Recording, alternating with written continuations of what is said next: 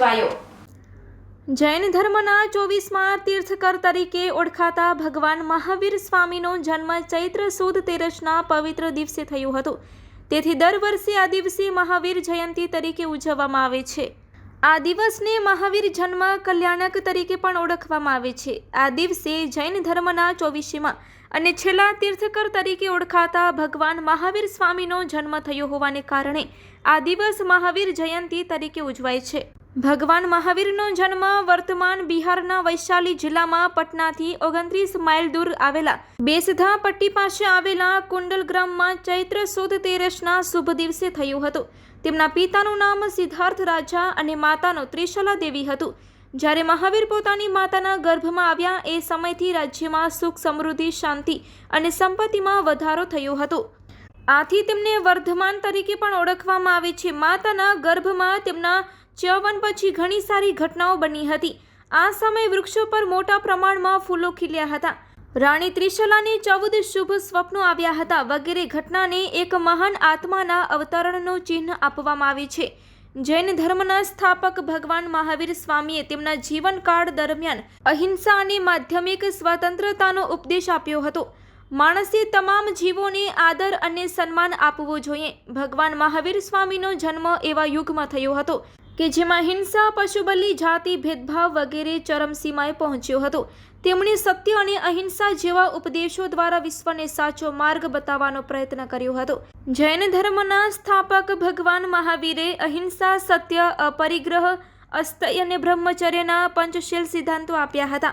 આ 5 સિદ્ધાંતોને કોઈ પણ મનુષ્ય પોતાના જીવનમાં ઉતારે તો તેને જીવનમાં સુખની પ્રાપ્તિ થઈ તેની સદગતિ થાય છે।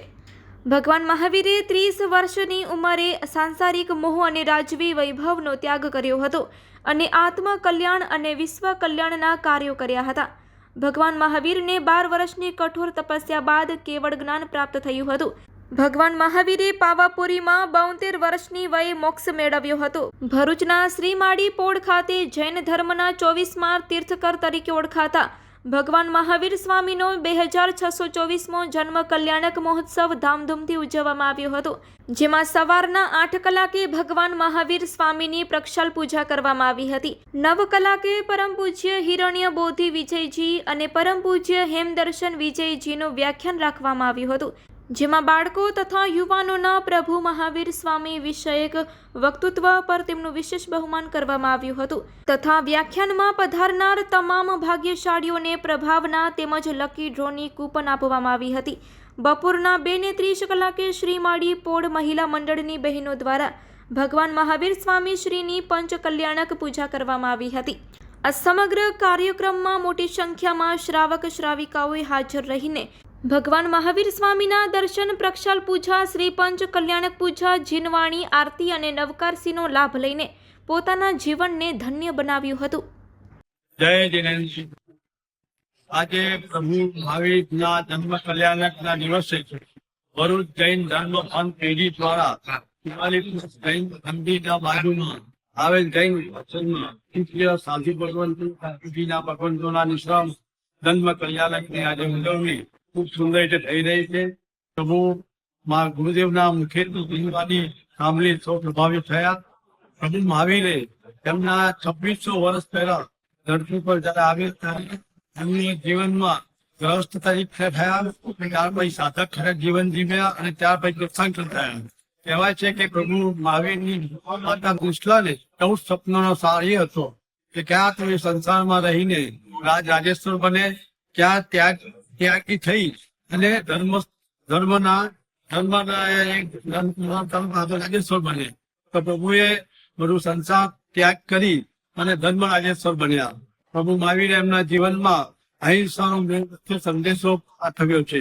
આજે ચારે તરફ વિશ્વમાં ઘોર હિંસા થઈ રહી છે, તે વખતે આ પ્રભુ મહાવીરનો સંદેશો ઠેર ઠેર ફેલાવવાની જરૂર છે। આપણે જાણું સૌના માધ્યમથી મીડિયા માધ્યમથી ભલે એટલો અહિંસાનો પ્રચાર પ્રભુ મહાવીરની જીનવાણી દ્વારા કરીએ તો આ થોડી હિંસા અટકી જાય। કહેવાય છે કે પ્રભુ મહાવીર જયારે બી વિહાર કરતા હતા ત્યારે એક યોજન એટલે કે 8 કિલોમીટર અંદાજિત 5 માઇલ ચારે દિશા તરફ અરાઉન્ડિંગ એક યોજન સુધી હિંસા અટકી હતી। પ્રભુ મહાવીરે 5 મહાવ્રત પર ખૂબ ભાર મૂક્યો હતો। એ 5 મહાવ્રત તથા અહિંસા, સત્ય, અચોર્ય, બ્રહ્મચર્ય અને અપરિગ્રહ. આ 5 મહાવ્રત દરેક જીવનમાં 5 મહાવ્રત પાળવા જરૂરી છે. તો પ્રભુ મહાવીરે કહ્યું હતું. કહેવાય છે કે મહાવીરે કહ્યું કે ભાઈ પુરુષો જેમ સાધુ થાય છે એવી રીતના સ્ત્રીઓને પણ સાધુ કરવાનો અધિકાર છે. અને એમને શ્રાવિકાઓને દીક્ષા આપી અને સાધ્વીજીનો સંઘ બનાવ્યો. એમના સમુદાયમાં 14,000 સાધુ માણસ સાહેબ હતા. 30,000 જેટલી સાધ્વીજી માણસ ભગવંતો હતા. એમની મુખ્ય સાધ્વીજી હતા.